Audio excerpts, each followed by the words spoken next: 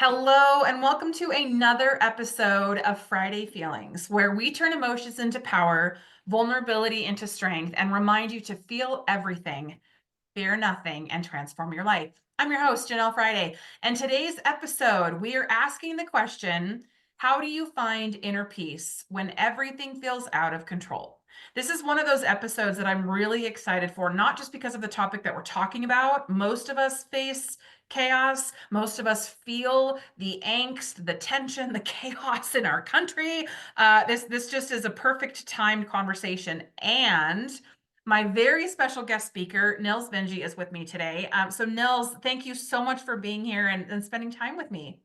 Thank you, Janelle, for having me. I am so looking forward to our conversation today because chaos and stress is kind of at the cornerstone of most of our lives and all things in our world. So this is an Yeah. area I've had a lot of experience with and helped a lot of people with as well. So I'm looking forward to sharing some Yeah. thoughts. Yeah, me too. So I just want to let everybody know. So Nils and I met at CS 100 a couple years ago. He was a speaker, and he was a different type of speaker. The energy he brought to the room, the way he approached, how he shares his passion just drew me in.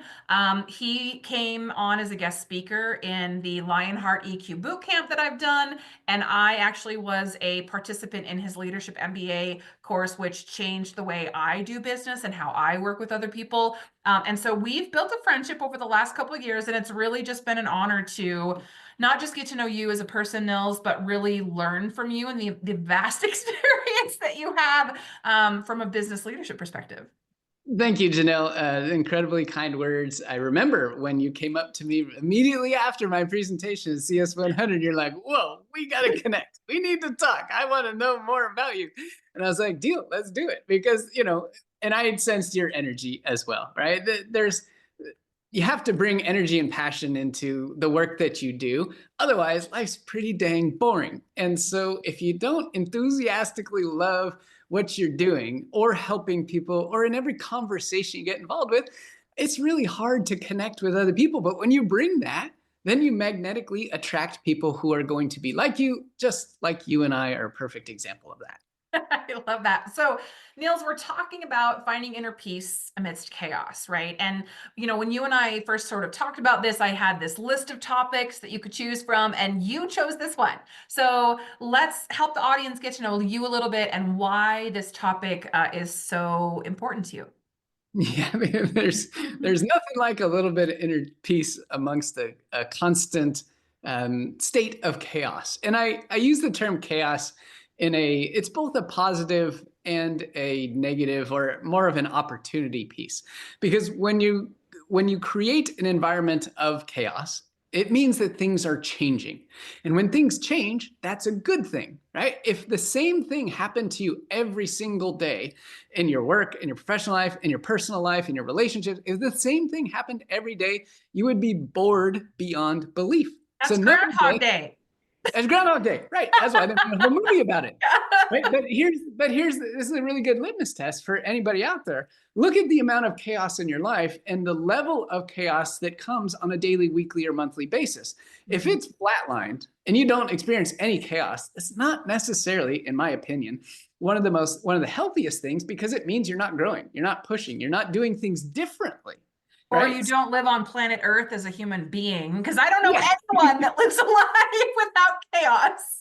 I'm sure there are a few out there. I don't know who they are either. But the goal is that there is a level of chaos that is comfortable and appropriate for each person, and that level is different. And it was different from me, it's different for you. But how we handle that chaos determines our comfort level in that zone. So the more comfort we can have handling chaos, the more comfortable we can be pushing ourselves and making ourselves uncomfortable to get the things that we want, whether that's personal or professional. So that's why it's so important, is because I view it as a progress thing, right? If I'm not going through a lot of chaos, I know I'm kind of probably, taking it a little too easy, and I need to kick things up a notch because I need to push, I need to add more value, I need to find out new ways to learn. And it's just a really good litmus test for me. I love that. And I love how we're going to parallel the word chaos with change, right? Yeah. Because I think I hear so many people say, "Oh, I'm not good with change." So first of all, if you speak that nonsense out loud, you're convincing yourself it's true. So let's stop saying that you're not good with change. And let's also acknowledge that growth, transformation, development does not happen in a comfortable setting. If you're Nope. comfortable, you don't have motivation to change. If you're comfortable, you don't seek growth because you're doing the same old, same old. And so I like that we're talking about this interchanging thought of chaos is really change. I think we can experience chaos that's out of our control. I think our current political climate is a very good example of chaos that is beyond most of our control. And so, Certainly. I thought my husband and I were just talking how we're watching more news than we have ever watched right now. Mm. And And how's that making you feel, Janelle? How does it make you feel to watch more not news than good. ever? Right? Not good. I want to be informed. I want to know what's happening. I want to feel like I'm a part of this country and a United States voter, citizen voter, right? But at the same time, all of the negativity, all of the name calling, all of the aggressive, right, attacking from both sides, I watch it and just go, ugh, I don't want that energy in my life, right? So I think we're talking about two different things, but for today's purposes, I really want to talk about when you're in the middle of chaos and you can control and make a change for the better versus if you're in the middle of chaos that's beyond your control and you are drowning in negative emotions, how do we find inner peace? And I want to highlight one thing before I'm going to give you the floor, Nails. It's a choice. Yes. You 100%. have the ability to find inner peace in the midst of the worst chaos life can give you. And I can say that because I've done it. And I know that it takes a commitment and resolve that no matter the chaos, I will find a place of peace. Because if I don't, the consequences could be really, really, really severe. Okay, so I'm gonna stop Good. here, get off my little soapbox. Yeah. So Nils, talk us through an example of for you a very chaotic time of life and how you were able to work through that to find a place of peace. 100%. Looking forward to sharing this really powerful story. It happened to me many years ago. Exemplifies everything we're talking about today. But I first want to touch on a really good point you brought up, which is the control element. And this plays a big, big part. There are things that are outside of your control, and there are things that are within your control. Anytime you spend focusing your energy and attention on things that are outside of your control, you are going to feel whatever they want you to feel. The news, perfect example. You will feel bad because the news's job is to make you curious of what is next and coming up after the break. And it is always something terrible because it's sensational and it's curiosity piquing. Their only job is to keep you watching more so they can serve you more advertising. That's literally the only job of the news, just like social media, same type of stuff, right? But there are things that are within your control, which is what I'm going to share in my story here. And it is 100% always a choice. And so if you find yourself feeling bad because you're watching more news than you ever have before, then you got to look at the choice that you're making and saying, well, if I'm feeling this bad, even though I want to be part of this, it's really not serving me in any way, shape, or form. So maybe I need to make a different choice, right? So we're just breaking it down to the simplest things. Okay. So let me take you back. The year was, this was a few years ago. The year was the end of 2011. Okay. I had just started my very first role as what was then called an account manager, but secretly was really customer success manager. So I was in a CSM seat in 2011, working for a B2B SaaS software company downtown San Francisco.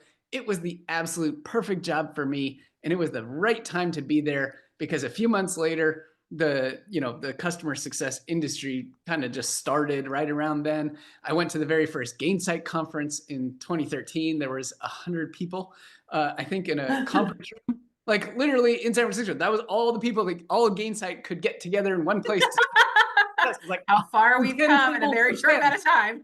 That's it. No, I've talked to Dan Steinman and Nick, and they all said like that we literally gave tickets away just to get people there, and that's what it took. So this is early days.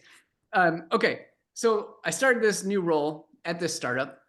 Anybody who's been in that kind of environment, you know what kind of chaos comes with a startup life. I was traveling from the East Bay to downtown San Francisco, so I was commuting at least an hour 15 each way. So there's that Mm. piece.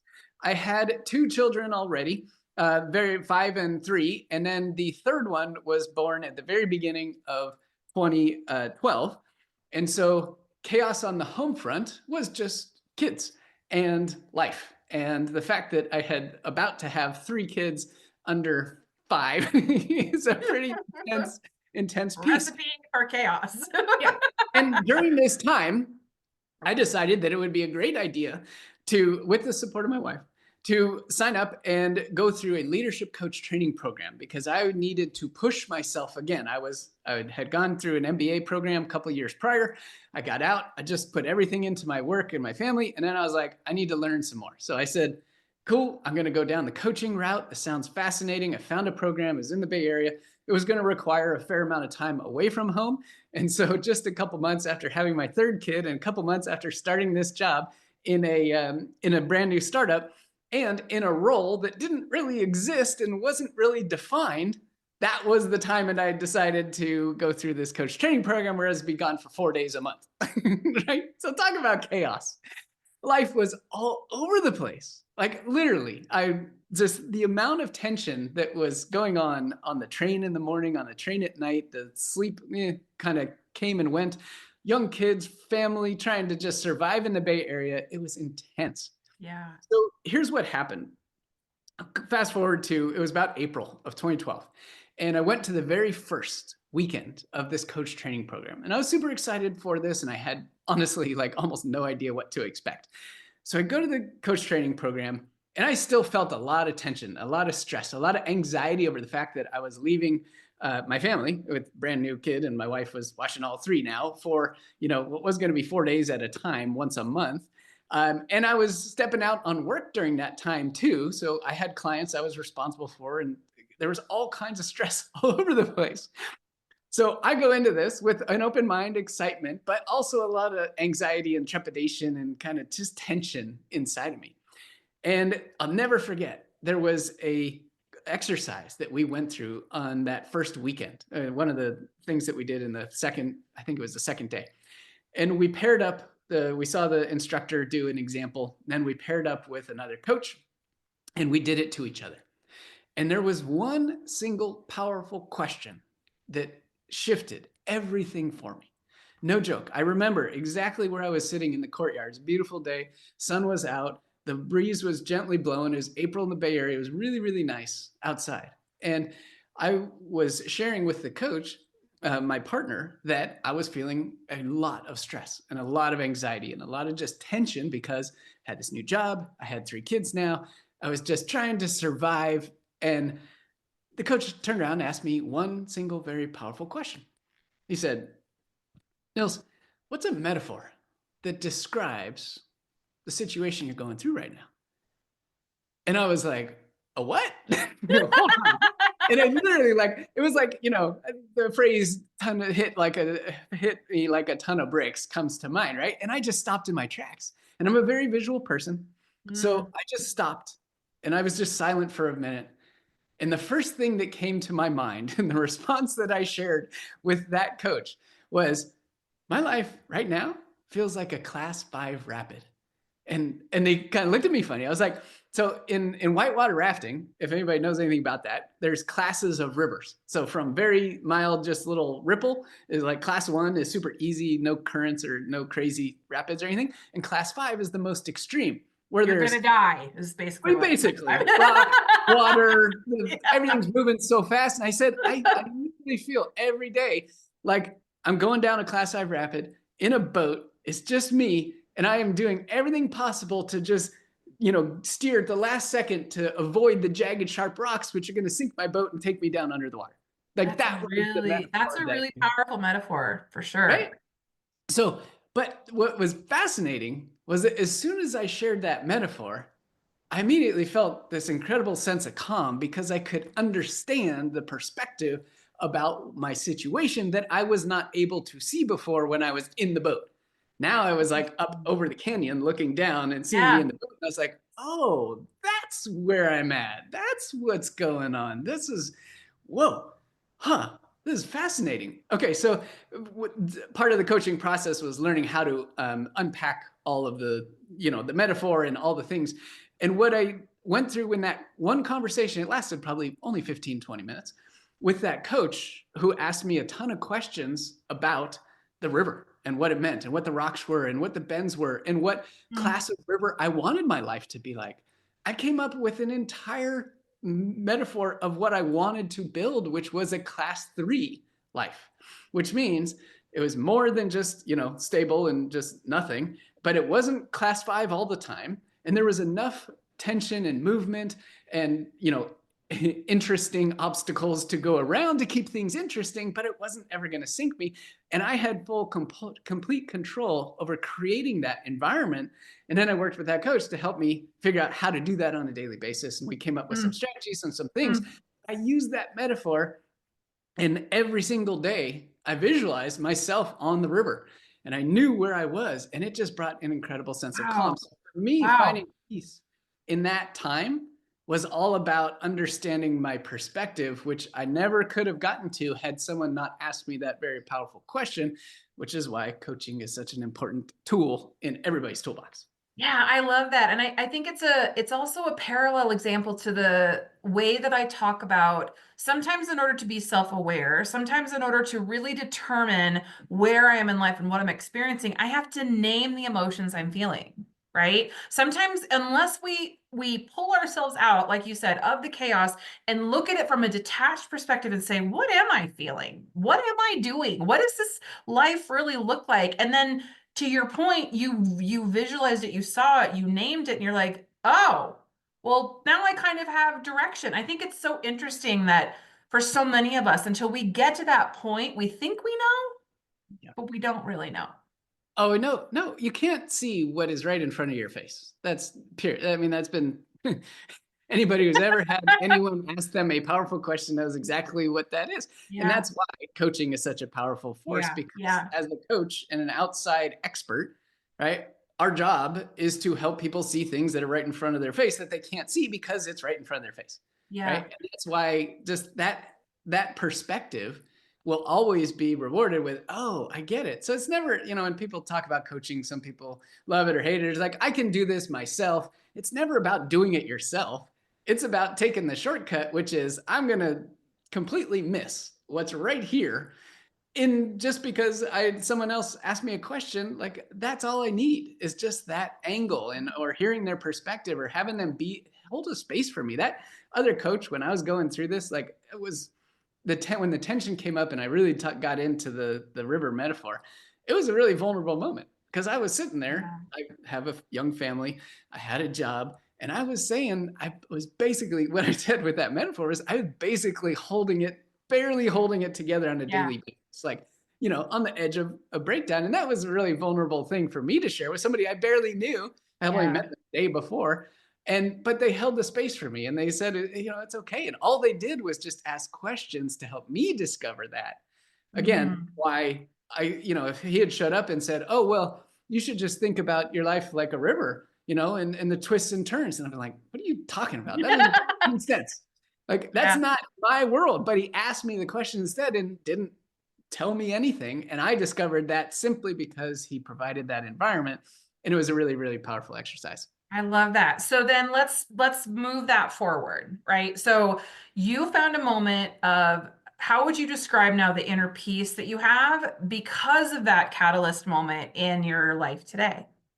Yeah, I use that that question uh, all the time, right? And I go through change a lot, and I push myself to change a lot. And in every change instance, one of the first things I do ever since that day was to ask myself, what is a metaphor that is going to describe this change? Right. And I've used lots of different ones. I love the river and the water.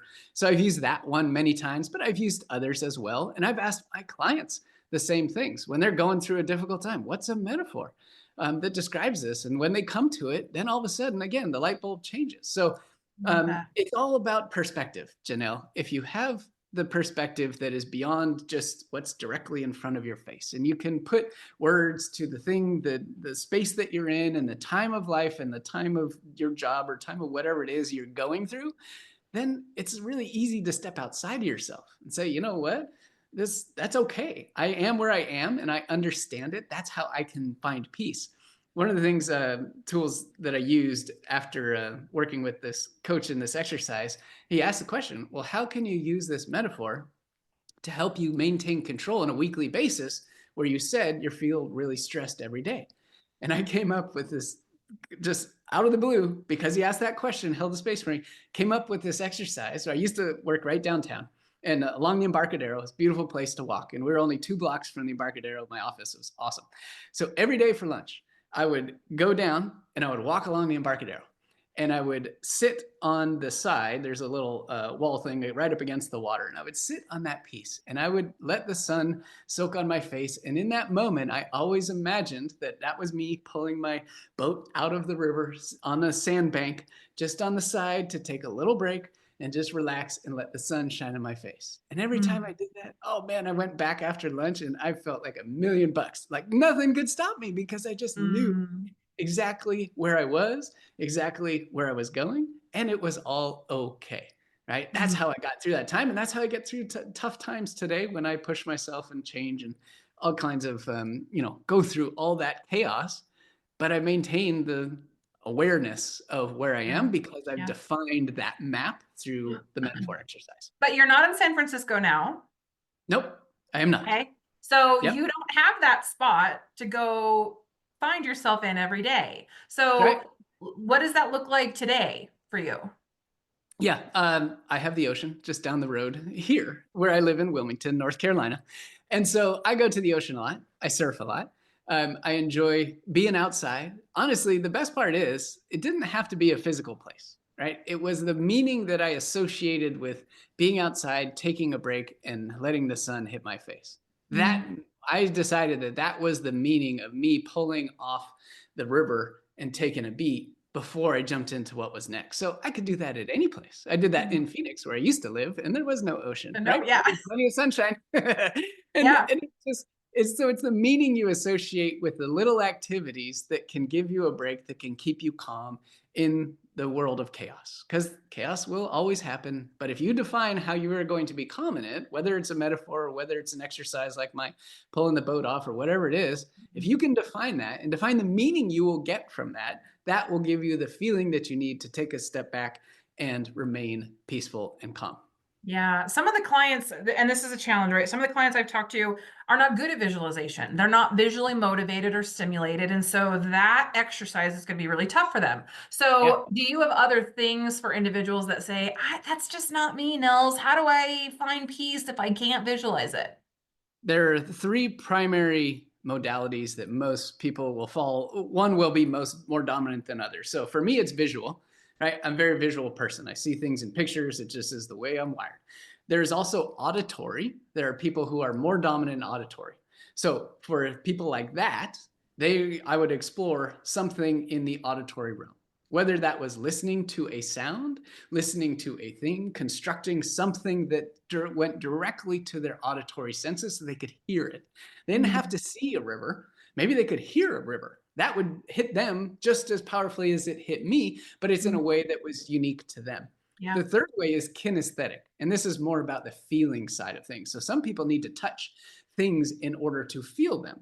So for them, I would ask, find out what would be appropriate, that would give them the same kind of thing that they could actually feel. Maybe it was, a bathtub full of water is just enough to feel the rush of that, or something along those lines. Or you go in a jacuzzi and there's jets, like it literally is water movement, but you actually feel it. You don't just hear it or you don't just see it. So visual, auditory, kinesthetic, most people will have one of those be more dominant.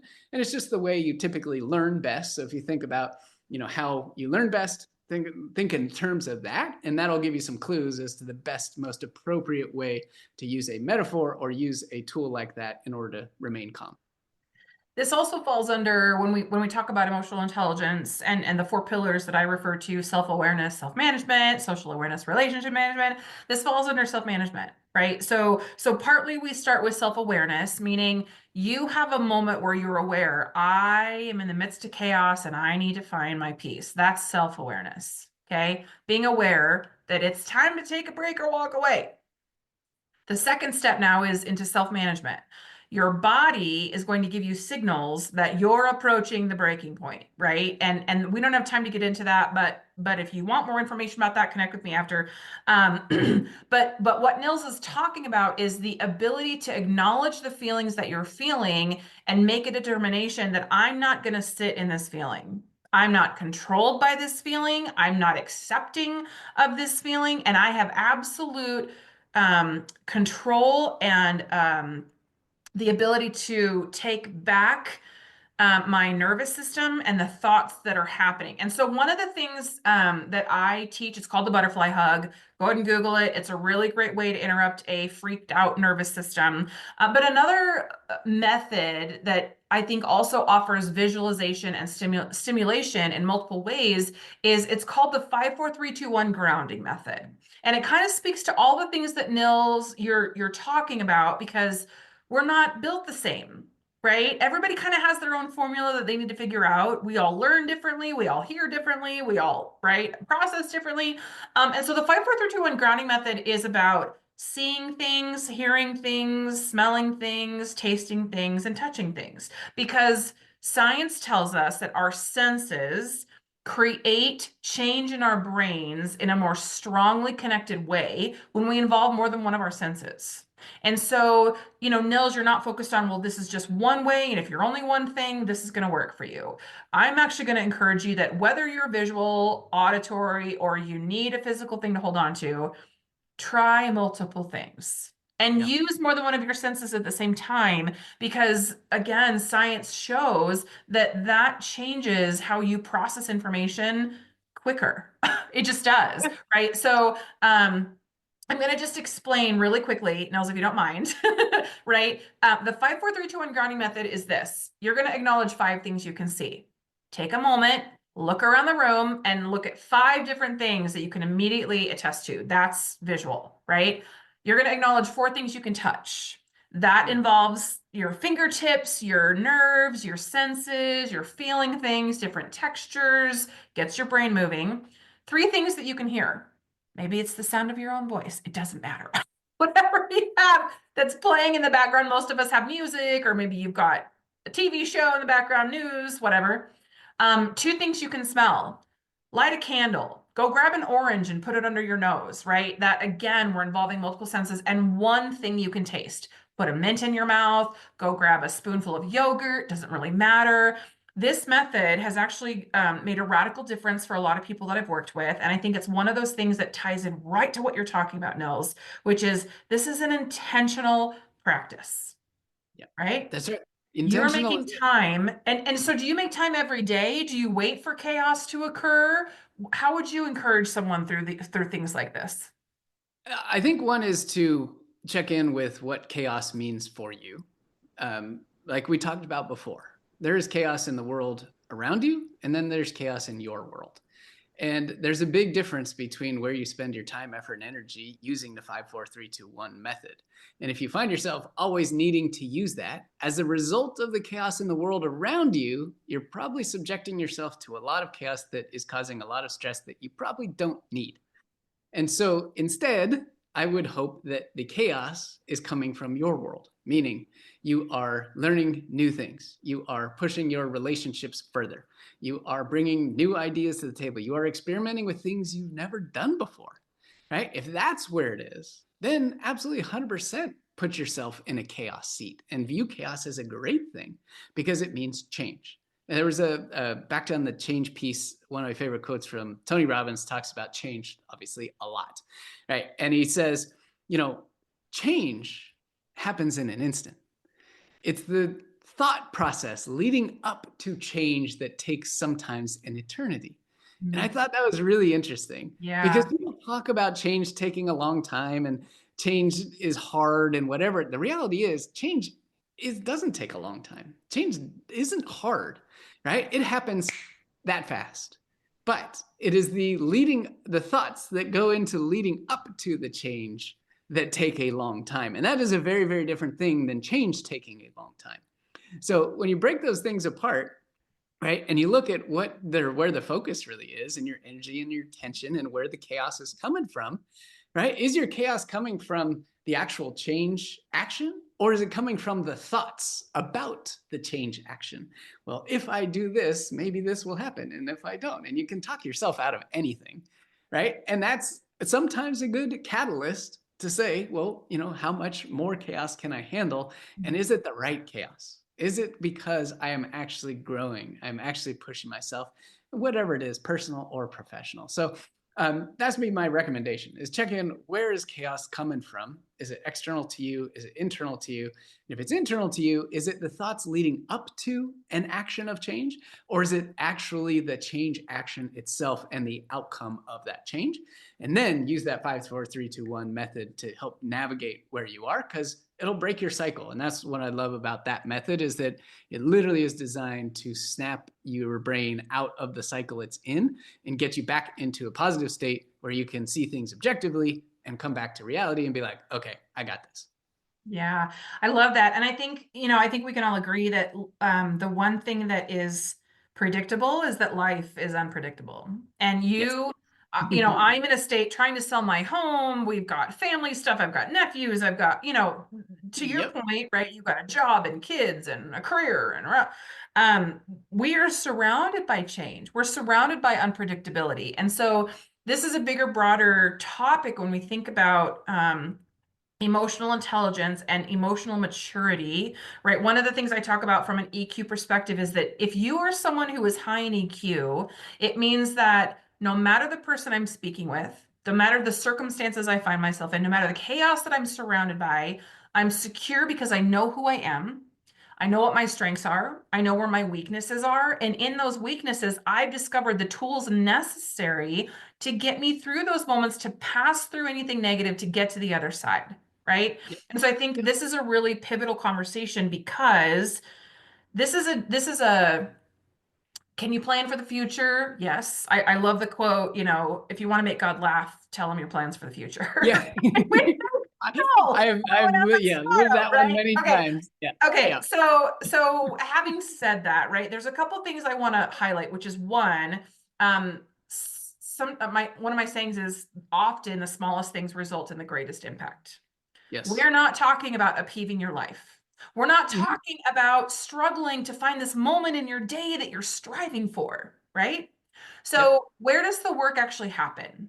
Nils, if we have a listener who's like, I love everything you're saying, but I don't even know how to get to that point where you're talking about. Where do they Mhm. start?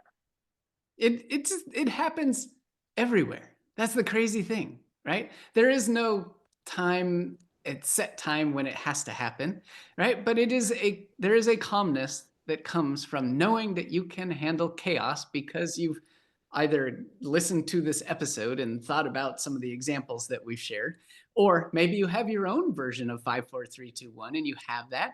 But it comes back to that confidence that you just can handle any situation, like you were just sharing. I don't, early on in my career, I was terrified of all kinds of change things, right? But it was only the result of constantly putting myself in uncomfortable positions and realizing that every single time I did that, I figured out whatever I needed to figure out, or I got help and I sought help from outside, whether it was inside my company or somebody outside in my network, or it was a coach or it was a consultant or whatever it was. There was always some way to get the answer to what you need, right? Nobody ever has to solve every single thing on their own, which most people believe that that's something you got to do. And I'm here Yeah. to tell you Yeah. it's not. There is no Yeah. shame in asking for help. I do it all the time. I have Me many too. coaches who pay a lot of money Me too. too to Yeah. say, help me because I don't know what I'm doing and I don't know how to get next step. And then within a short conversation, I know exactly what I'm doing and now I get next step. So I think, it happens in every moment, every day. How you carry yourself, if you're terrified of change, ask yourself why. Where did that come from? Because there's a belief inside you somewhere that change means something bad. And Jenelle and I are here to tell you the change is good. And Yes. you take a long time to change from, doing one small thing differently in your routine. Ask yourself why. What is it that is on the other side of that is keeping you from making the change? Because when you make the change, it happens in an instant, Yeah. right? That's all that Yeah. you need. And one of the things I do talk about is most negative emotions that we feel have a single driver, and it's Yep. fear. So if you're Yes. afraid of change, to me, that says you're afraid of the unknown, you're afraid of what might be, you're afraid that it might repeat something that you've experienced in the past. And my process is I ask myself, is it true? Hmm. I'm afraid of Yep. something that hasn't happened. I have no control over. I have no clue what's going to happen. Is what I'm fearing true? Well, I don't know. Two, Yeah. is it helpful? Is it Yeah. helpful to Hmm. create this sense of tension and unease because I'm afraid of something I don't yet understand or know or can't predict or control? Is it helpful? Is it helping me to get all up in angst in my brain and overprocess? No. No. And is it uplifting? Is it Mm. helping you in that moment mentally to allow negative thoughts and fears spin you out of control to the point where you can't function, you live in fear, you're struggling in relationships, you're overwhelmed by life and chaos and all of those things? Is it uplifting you, and are you being kind to yourself in those moments? So that's the Yeah. process that I go through for myself. And Yeah. so one thing I want to say is that peace is not found in a perfect world. A, because we don't live in a perfect world, and B, because peace isn't just naturally found. You have Yeah. to work for it. You have to find it. You have to be purposeful and intentional for yourself to value yourself enough to say, I need a moment of peace. And if I can't just naturally find it, I'm going to go look for it and grab a hold of it, because peace is in how we create our moments in this messy world that we live in. And Yeah. so we're wrapping up on time here, Nils, and I could talk to you forever. I think we could probably Oh, do a yeah. follow-up We session can. about this. Maybe we'll get some people ask that. But how can people connect with you? Tell us what you're working on right now, and yeah, what do you Yeah, got? absolutely. One last thing on that, on the last comment, that peace is also unique to each individual. What peace Yes. means to me is different than what it means to you is different than Yes. what it means to somebody else. And so, Yes. there is no one universal definition of peace. It is a term that can mean literally anything to Mhm. anybody, anytime, any place, anywhere in the world. So always Yeah. take that the word when other people talk about peace, that it doesn't, whatever they're saying they feel peaceful about, or even me, what my story of finding peace in those chaos moments is different than what it's going to be for anybody else. That's right. So, Jenelle, the latest and greatest with me is I am a business coach. I've spent many, many years coaching people on leadership, on their customer success strategies, increasing their net revenue retention, building world class organizations that is defined by an incredible identity.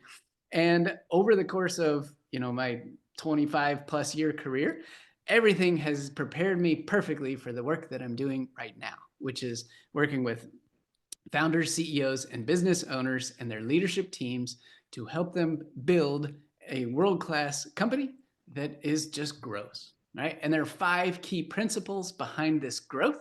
They are people, and we have purpose, playbooks, perform, and profit. And when we focus our energy and attention on these 5 areas with an incredible set of some of the world's best business tools, then you can grow faster than you ever thought possible. So if you're out there and you're working for a company where maybe, some things are a little bit challenging, or you were running a company where the team isn't 100% firing all cylinders, or the market position just isn't working just right, the culture isn't hitting, or you see opportunities that are not being taken advantage of because there's too many fires going on, give me a call. And the website is Nils Vinje, NILSV as in Victor, INJE.com. You can read all about me, how I work, and I've got a newsletter all about growing your business with super detailed, deep dive guides based on all my expertise and all my experience for the last 25 years, helping people do this. And that's what I'm up to, Jenelle. I love that. So LinkedIn is a good place to start, LinkedIn maybe. as well. Yep, there Yep. aren't many Nilses on LinkedIn. There's only one, nilsvinje.com. I'm a pretty easy guy to find. So yeah, Nils Vinje, search on LinkedIn, and then just hit nilsvinje.com and I'll be there. You can sign up for the newsletter when you're there, get my insights delivered every week to your mailbox. I love that. Thank you so much. And again, your wisdom is amazing. I'm going to continue to learn from you and be so inspired by your leadership. And also too, Niels, you are a servant leader. And I love that heart of, I just want to help you. I'm not here to judge. I'm not here to throw my ideas and make them your own. I'm here to breathe life and inspire and encourage and cheerlead you. And that is a servant leadership. And I aspire to that. So thank you for the example that you set. Thank you, Janelle. Well, it's been a pleasure spending some time talking with you about this critical, important topic of chaos and remaining calm. Hope the audience got to take away some nuggets and would love to connect with anybody via website or LinkedIn. Hit me up. Thanks so much. Yeah, I love it.